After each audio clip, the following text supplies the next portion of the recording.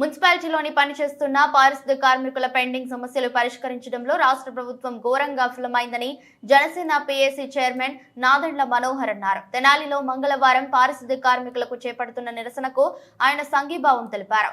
ఈ సందర్భంగా ఆయన మాట్లాడుతూ కార్మికుల ఆరోగ్యానికి సంబంధించి పూర్తి స్థాయిలో సేవలు అందించడం లేదని, తక్షణమే ఈఎస్ఐ ఆసుపత్రితో పాటు తెనాలి ఆసుపత్రి కూడా మరింత ఆధునికించాలని తెలిపారు.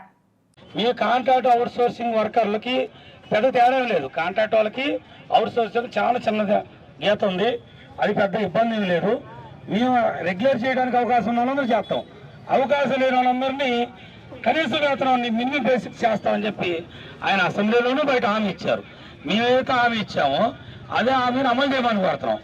చాలా మంది మా శిబిరం దగ్గరికి వచ్చి మేము వస్తే చేస్తామని చెప్పారు. గతంలో ఉన్న వాళ్ళు చెప్పారు, ఇప్పుడు ఉన్న వాళ్ళు చెప్పారు. కానీ మనోహర్ గారి దగ్గర చెప్పిన విషయంలో నాకు నచ్చిన విషయం ఏంటంటే, మీరు చేస్తున్న దాంట్లో మేము కూడా క్రియాశీలకంగా బాధ్యత తీసుకొని మీ అడుగుల్లో అడుగులు వేస్తా ఉన్నారు. అది మాకు నచ్చింది. ఎందుకు నచ్చిందనంటే, మామూలుగా వచ్చి మద్దతు ఇచ్చేయడం లేరు.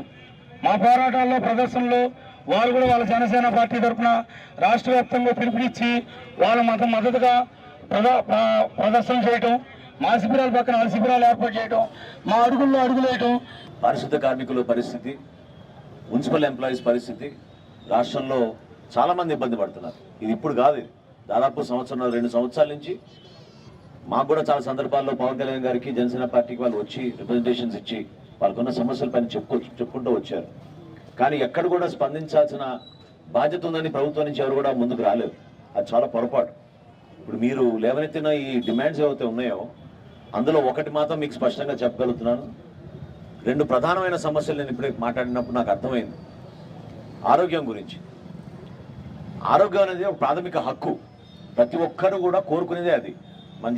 మనం ప్రతిరోజు ప్రభుత్వంలో ఒక ఎంప్లాయీగా ఉన్నా, ఒక పౌరుడుగా ఉన్నా, మన దేశంలో మనకి సరైన ఆరోగ్య అవసరాలు ఉన్నప్పుడు మనకి ఒక మంచి ఆసుపత్రులు, దానికి డాక్టర్లు, మందులు ఇవి ఏర్పాటు చేయాల్సిన బాధ్యత ప్రతి ఒక్కరికి ఉంటుంది. ఈఎస్ఐ హాస్పిటల్ అనేది దేనికోసం? అది ఎంప్లాయీస్ కోసం, ఒక రక్షణ ఇచ్చే విధంగా. ఎంత డబ్బు ఖర్చు అయినా సరే ఈఎస్ఐ హాస్పిటల్లో మీరు కార్డు చూపించుకుంటే ఆ ఎంప్లాయీ కార్డు మీకు అన్ని విధాలుగా ఆరోగ్య సమస్యలు లేకుండా వర్తించేటట్టు వాళ్ళు ఏర్పాటు చేసేవాళ్ళు. ఇదంతా ఎందుకు? అసలు మనకి ఇక్కడ వెనకాల మనం కట్టుకున్న ఈ అద్భుతమైన గాంధీ మార్కెట్ కాంప్లెక్స్లో ఆ రోజు మీ అందరి కోసం ఒక కళ్యాణ మండపం ఏర్పాటు చేసాం 5వ అంతస్తులో ఉచితంగా. మన మున్సిపాలిటీలో పనిచేస్తున్న ప్రతి కార్మికుడికి వాళ్ళ బిడ్డల పెళ్లిలో లేకపోతే చిన్న చిన్న ఫంక్షన్స్ ఏమైనా చేసుకోవాలనుకుంటే వెనకాల మొత్తం మీకు ఇదే బిల్డింగ్లో ఉచితంగా మీకు ఆ రోజున కళ్యాణ మండపం లాగా కూడా ఏర్పాటు చేద్దామని ఆ రోజు నిర్ణయించుకున్నాం. కానీ దాని తర్వాత పట్టించుకున్న వాళ్ళు ఎవరు లేరు. అద్భుతంగా కట్టాం మనం ఈ కాంప్లెక్స్. ఈరోజు దాని పరిస్థితి ఏంటి? అదేవిధంగా సిపిఎస్ రద్దు గురించి ఆయన చెప్పాడు. ఏమైపోయింది? ఎందుకు దాని గురించి స్పందించడం లేదు? ఆర్థికంగా ఇబ్బందులు ఉంటాయనే విషయం తెలియదు ఇతనికి. మరి మాట ఇచ్చారు ఆ రోజున, ఎందుకు దాని గురించి స్పందించడం లేదు? కనీస వైద్య సదుపాయాలు ఈ రోజున ప్రభుత్వం నుంచి మనం చక్కటి వైద్యశాల ఉంది మనకి గుంటూరు జిల్లాలో మనందరం గర్వపడే విధంగా మనకి తెనాల్లో తల్లి పిల్లల హాస్పిటల్ ఉంది, ప్రభుత్వ జనరల్ హాస్పిటల్ ఉంది. దాన్ని ఇంకా ఆధునీకరణ చేయాల్సిన బాధ్యత పోయి ఉన్నదాన్ని కూడా నిర్వీర్యం చేసేస్తున్నారు. అసలు మనకి మున్సిపాలిటీలో మనకి ప్రత్యేకంగా మనకున్న నిధులు ఈరోజు ఏ విధంగా ట్యాక్సులు పెంచాం? చెత్త పన్ను విషయం గురించి మీరు అందరూ కూడా ఎన్ని అవమానాలు గురయ్యారు. ఏ ఇంటికి వెళ్ళినా మిమ్మల్ని నిలదీస్తున్నారు కదా చెత్త పన్ను గురించి ఏంటని. ఏ షాప్కి వెళ్ళినా కూడా మిమ్మల్ని ప్రశ్నిస్తున్నారు కదా. మరి ప్రభుత్వం మీ దగ్గర సమకూర్చిన నిధుల్ని ఎందుకు మరొకసారి అందరికన్నా ముందు చూసుకోవాల్సిన బాధ్యతగా మన ఎంప్లాయీస్ బాగుంటే వాళ్ళు ఇంకా బాగా పనిచేస్తారు. పారిశుద్ధ్య విషయంలో కానివ్వండి, పౌరులుగా అందించే సేవల్లో కానివ్వండి ఇంకా ముందు తీసుకెళ్ళగలుగుతారు. సిఐటి నుంచి ఈరోజు రాష్ట్ర వ్యాప్తంగా 80 మున్సిపాలిటీలు చేస్తూనే ఉంటున్నారు. ఇంకా బ్యాలెన్స్ 43 మున్సిపాలిటీస్ కూడా త్వరలో ఇందులో చేరుతాయన్నారా?